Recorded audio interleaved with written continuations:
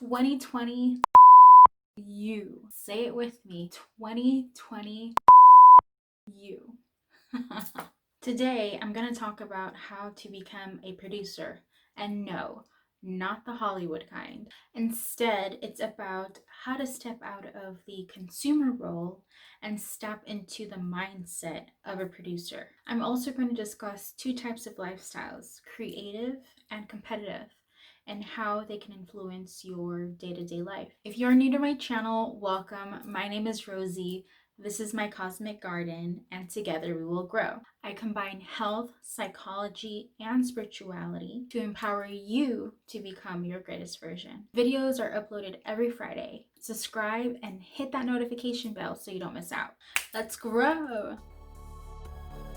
So what is the difference between a producer and a consumer? First, let's look at each root word. Pro is Latin for forward movement or location. Deuce means to lead in Italian. Con is Latin for together or with. Sum comes from Latin, which means to take, use, or waste. Now that we have broken down each word, does it sound accurate? As a society of consumers, do we tend to buy and waste things? The reason why I wanted to make today's video about producers and consumers is because with everything that's going on and has been going on for the past half of 2020, I don't need to name these things. And don't worry, this video is not going to be about any of that. Instead, today I want to be able to bring a little bit of enlightenment and maybe just spark a little something in you just to try to help you think outside of the box. And what I mean by that is because we have been conditioned to be a consumer. I mean, if you think about your childhood, a lot of times when you were watching TV, I'm pretty sure you saw commercials that were geared towards children of your age, whether if it was Barbie dolls or cars. As a child, of course, you see another kid playing with the item in the commercial. Your first reaction is, ooh, I want that too. A lot of the times we don't always necessarily realize the conditionings that have been placed before us at such a young age. And not just the conditioning, but even subliminal messages that are often missed or just dismissed because it's been so normalized that we don't think about it. For instance, when you think about a consumer, aside from buying, usually there's a lifestyle that a consumer lives, and that's more of a competitive lifestyle. Whereas a producer, for the most part, not always, they tend to live a creative lifestyle. And the reason why I say that is because when you look at Mark Zuckerberg, for example, anytime you've seen pictures of him or videos of him, he doesn't have like a Gucci watch or Versace or any of that. He just has a plain t-shirt with some jeans, some flip-flops, or some sneakers. And he doesn't bother to necessarily buy different styles of clothing. He just likes to keep it simple.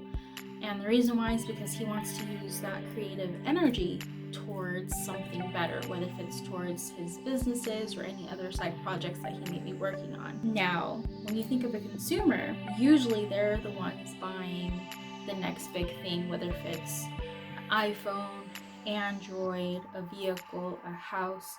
Usually the consumers are the ones trying to compete against the other consumer. And maybe you're not necessarily that type of person. You don't necessarily want to catch up to the Joneses, as they say. But there are people out there that feel that they have to one up their neighbor or a family member or a friend financially or materialistically in whatever way possible. And when you look at businesses, they tend to, of course, not always be honest. Let's be honest here. But the kind of example that I do want to give about them is the fact that they tend to collaborate with each other. For instance, it's funny how iPhone and Android, or I'm not going to say it, I'll say Samsung, iPhone and Samsung, they tend to be the two top competitors per se. But what most people don't realize is that even the newest iPhones, they use the same glass technology from Samsung. So essentially, iPhone is a hybrid of Android and iPhone at the same time. Yet people are always arguing and fussing over which one is better, iPhone or Android. So when you really think about it, these bigger companies, they may collaborate with each other, or even cell phone companies, for instance, like Sprint. Sprint actually uses Verizon's cell phone towers. And even though it's funny how in the commercials they always try to find a way of speaking badly about Verizon by getting like the old Verizon spokesperson, the guy that says, "Can you hear me now?" Well, now he's a spokesperson for Sprint. But little do most people realize is that Sprint uses the cell phone towers of Verizon. And now T-Mobile is coming in and they've merged with Sprint. T-Mobile has also merged with other cell phone companies. So the point that I'm trying to get at here is, what kind of lifestyle do you want to live? Do you want to live a lifestyle where you're always wasting, spending, buying, and taking, and not necessarily being a forward thinker, a forward leader? And by being a forward leader and a forward thinker, you collaborate, and you live a creative lifestyle. Things are not just about yourself. They're not just about how you can look better to other people. It's more about how can you make yourself your greatest version, but also helping other people along the way. That way it can kind of benefit everyone, not just for your own personal gain or your own personal grade. Now, that doesn't necessarily mean that these businesses don't take advantage either. Of course they do. There's a lot of subliminal messages, that are being sent out to us. But again, it's just the mindset. Once you realize that things have been set in place for a certain reason, you begin to question those reasons. At least you begin to become a more conscious and aware consumer. You're not just buying just to be competitive towards other people. You can actually use things to your advantage, make investments. Begin to question everything, not just as a consumer on buying materialistic things, but even on pharmaceutical companies. The Western medicine, religion, different types of belief systems that have been set forth. And I'm not saying, oh, you shouldn't believe in God or anything. No, of course not. I believe in God myself. But that also doesn't mean that I'm going to be believing blindly because it's something that's been passed down from generation to generation.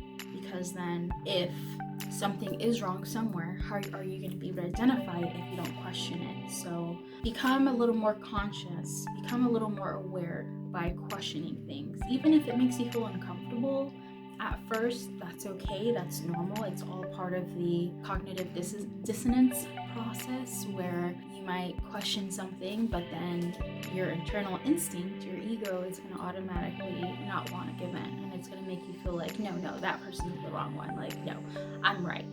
Because the ego always wants to be right. The ego doesn't necessarily really want to question. It's there to protect by any means necessary, even if it means self-sabotaging.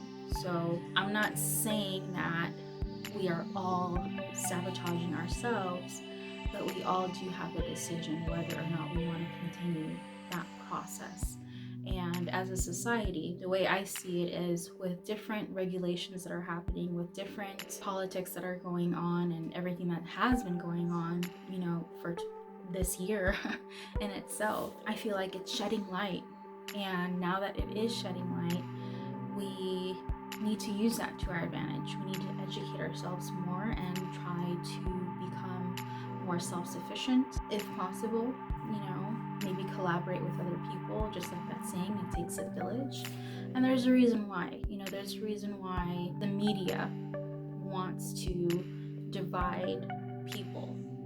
And I'll just leave it at that. I won't go into further details because, well, you probably already know what I'm talking about, and I'm not gonna mention it because, well, good old censorship. That also brings me to the next point that I wanted to make is critical thinking.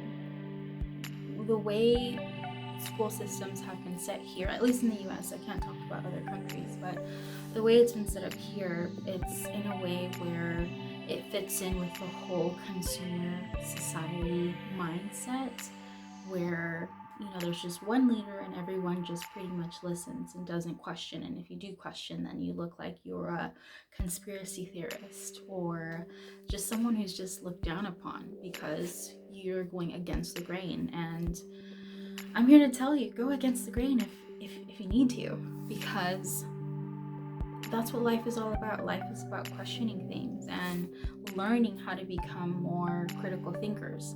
It's funny because the way the school systems have been set up, again, because they kind of make you not well-rounded, and instead they push you into this role, a false role of a consumer, that once you're 18 years old, now they expect you to think critically for yourself. But how is that going to be possible if you've been indoctrinated for the first 18 years of your life to just listen and not go against the grain, not to think critically, not to question anything, don't be a conspiracy theorist, don't rock the boat. Yeah, I mean, how do they expect you to think critically, if the first 18 years of your life you've been told what to do, what to wear, how to present yourself? So this is why, now that everything that's going on, try to educate yourself as best as possible. And I'm not trying to say lean towards one side more than the other. No, become your own side. Become your own side. Start listening to yourself intuitively, because sometimes a lot of the information that we're looking for, we already have it within ourselves, yet we're looking externally for validation. And when we do that, we begin to have our own voice slowly silenced. And we shouldn't have our voices silent. We should be able to speak up if we want to. And I'm not saying, oh, be violent and start doing crazy things. No. All I'm saying is question. Question everything. Question everything you've learned. Question where you are right now, and how it led you to be where you are.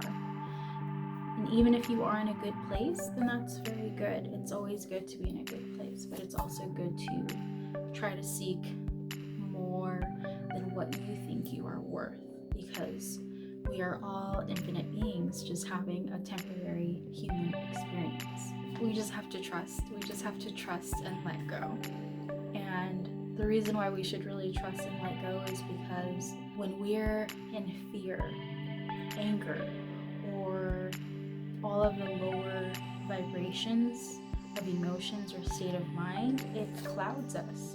It clouds us to the greater picture, It clouds us to be able to think outside of the box. Whatever your belief is, whether you believe in God, Gaia, Mother Earth, Kabbalah, or whatever it is that you believe in, or even if you just believe in yourself, that's fine too.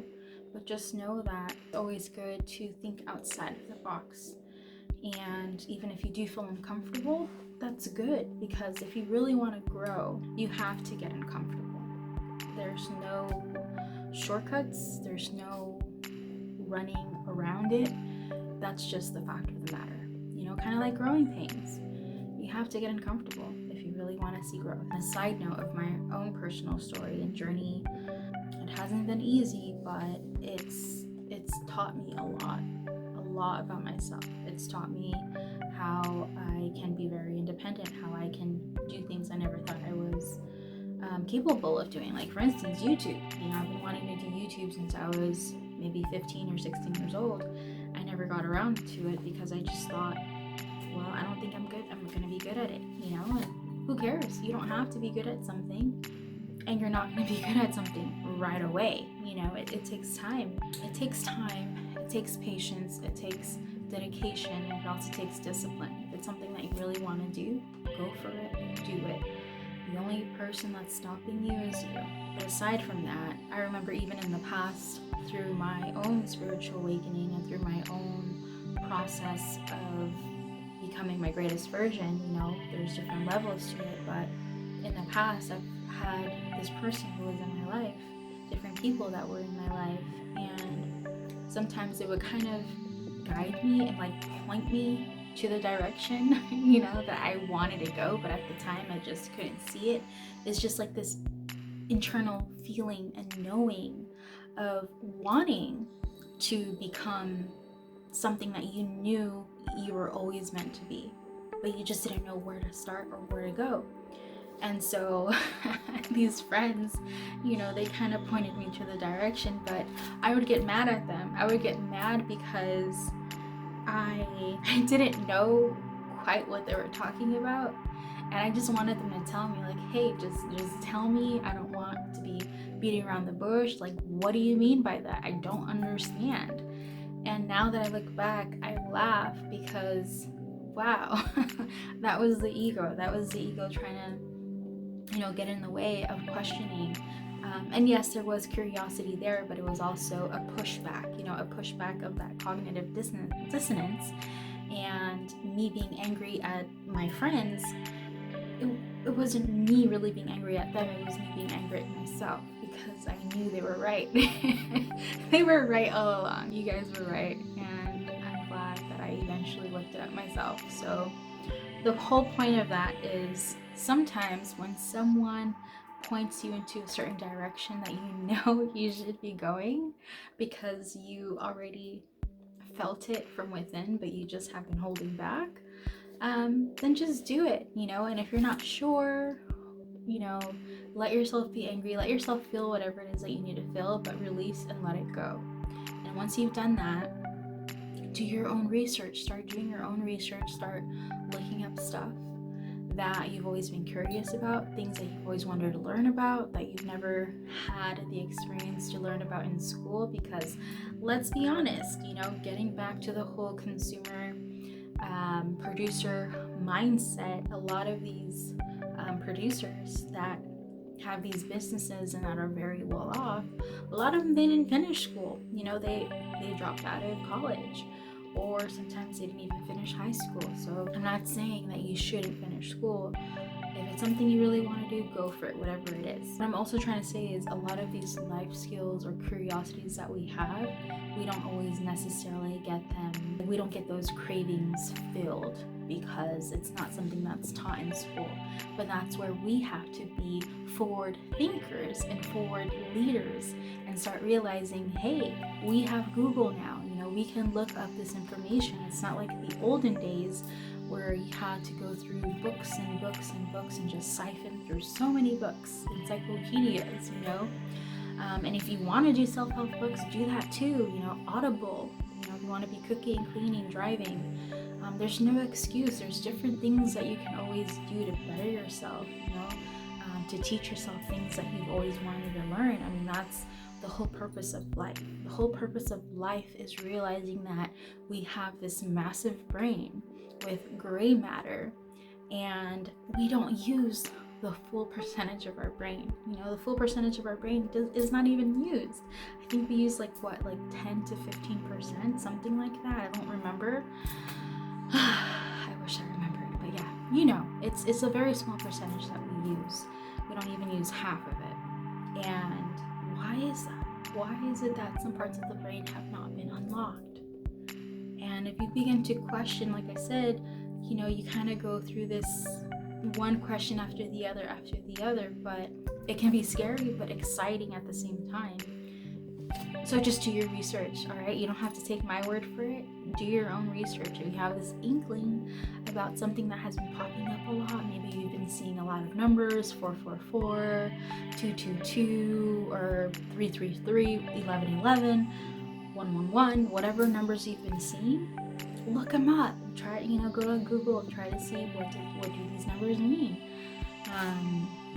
A certain word or a phrase, something that you've been thinking about, and then you hear it on the radio and you're like, wait, what? That's a sign. Look it up. Start being like a child again. Be curious about life. And I know it's hard with everything that's been going on to feed in to that inner child of curiosity, but give yourself permission. Give yourself permission that you can be happy even though things aren't perfect right now. Use this time to discover yourself, rediscover yourself, start re-loving yourself, start learning about things about yourself, because like I said, that's all part of the creative lifestyle. When you're in competition, you're not even thinking about bettering yourself. in a way that's genuine, in a way that promotes true growth. When you're competitive, your only goal is to beat the other person. And a lot of times people do it by any means necessary. And that's not healthy. It's not healthy because that's not where you are going to gain your happiness. Because what happens when, let's say you do end up having all the money in the world and you're the wealthiest person, you have all the materialistic stuff. Do you think that's really going to make you happy? I'm sorry, but no. I don't care how much money you have, you can't buy happiness. Happiness comes through experiences, and sometimes we have to hit rock bottom to realize that. And I hope whoever's watching this, if you feel like you have hit rock bottom, let this video be a sign. It's time to pull yourself back up. It's not the end of the road for you. It's not the end of the road for you. You have so much potential that needs to be unlocked, just like your brain. You haven't used your full potential yet. So start doing things that make you feel good. Start doing things that challenge you, but in a healthy way. Be your own competitor. Don't worry about what the person next to you is doing, okay? Your neighbor, your friends, your family, even if they have something not nice to say, forget it, because it's going to make them feel uncomfortable. You know why? Because when other people are in a competitive mindset and they start seeing someone else deter from that competitive mindset or that consumer society mindset, it intimidates them. And the reason why is because now their world, their vision of what the real world looks like is being dismantled as well. So what they do is they project that insecurity or that fear back onto the person who is trying to better themselves or who is trying to get out of that mindset of just being competitive and being a consumer, and instead stepping into the mindset of a producer, of a creative lifestyle. Because being in a creative lifestyle, that's where you truly will feel fulfilled. And I'm not saying it's a one and done thing. It's going to take time, it's going to take patience, but ultimately it's going to take you believing in yourself. You can't count on other people. You can't count on your friends or your family, your neighbor, whoever you love or think that they'll always support you. If they do, that's great, but don't rely on them 100%. It's time for you to start relying on yourself and start believing in yourself that you can do whatever it is that you want to do. Because again, forward thinking, forward leader. So be a producer and produce something great today. Even if it's making yourself a nice meal, going for a walk, or painting, making music, doing your makeup. Whatever it is that will help you feel better and tap into that creative lifestyle, start doing that, because you'll notice a difference. When you're living in a consumer mindset, remember, let's go back to the definition. The definition of the root word con, it means together, and soon means to take, waste. So together, people are taking and wasting. And when people take and waste, it's because they're living in a lack mentality mindset, as if there's not enough to go for everyone. But that's a lie. And that's why people are competitive. Even with everything that was going on earlier this year with the toilet paper, remember, people were going crazy with toilet paper and stockpiling with items. Yeah, I'm just using that as an example because that's, I think that's a more recent visual to give, but people start acting like there's not enough to go around, and then they get mad at the stores or at the people who are working there because they're not stocking items fast enough. And it's like, dude, stop being reliant, stop being a consumer, start doing things that get you out of that mindset. Because when you tap into the mindset of a producer and into the lifestyle of being creative, that's when you start realizing that there is abundance. Literally, we're living on a planet that's literally living and breathing we're the organisms. We're part of the organisms. So there's ample supply everywhere. It's just a matter of how do we use these supplies in a way where we can collaborate with everyone else and let it be sufficient, not only for us, but for the environment as well. So I'm going to leave it at that because I can keep going on and I don't want to go off tangent, but I just want to thank everyone so much for your support, for subscribing, and for sharing my videos. I know I've been gone for the past, 2 months now, but if you saw my most recent video that was made back in May, I think towards the end of May, I was in the process of moving. So I've officially moved to a new state. I'm no longer in the East Coast anymore.